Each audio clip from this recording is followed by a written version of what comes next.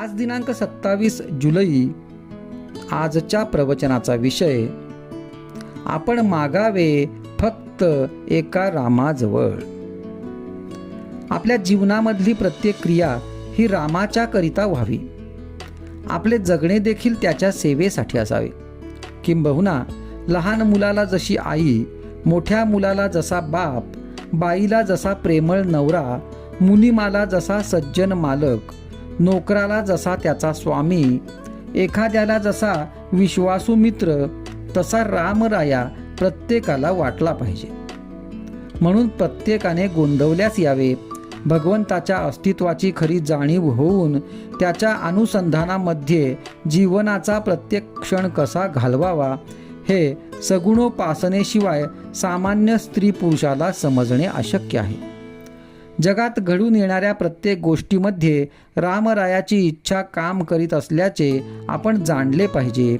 इतकेच नव्हे तर व्यवहारदृष्ट्या आपण योग्य प्रयत्न केल्यानंतर जे चांगले वाईट फळ मिळेल ते रामाच्या इच्छेनेच मिळते अशी श्रद्धा ठेवावी.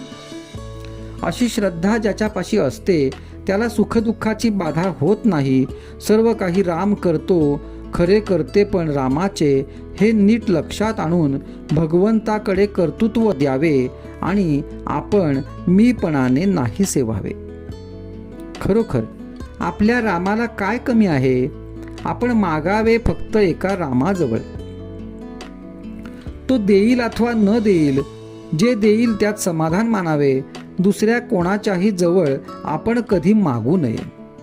त्यामध्ये आपल्या उपासनेला कमीपणा आहे.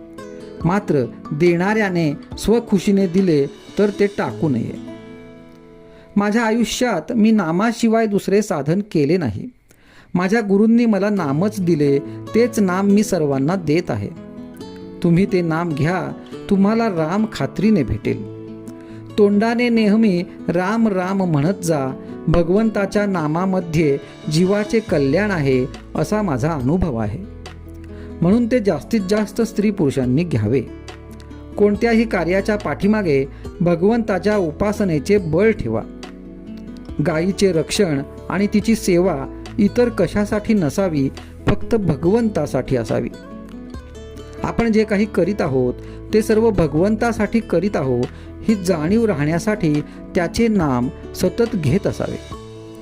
ज्यावेळी समाजातली पुष्कळ माणसे अमर्याद विषयासक्त बनतात त्यावेळी कलियुग सुरू झाले असे समजावे. सज्जनांची बुद्धी भ्रष्ट होऊन ते देखील विषयाधीन बनतात. विषयांची प्राप्ती करून घेण्यासाठी वाटेल ते कृत्य करण्याची त्यांची तयारी असते. अशा वेळी भगवंताच्या नामाचे महात्म्य जो सांगतो त्याच्यावर कठीण प्रसंग यायचेच. पण परमात्मा सांभाळतो अशा निष्ठेने जो राहील तो प्रत्येक संकटातून सही सलामत पार पडेल यात शंका नाही. म्हणून प्रत्येकाने नामाला चिकटून असावे.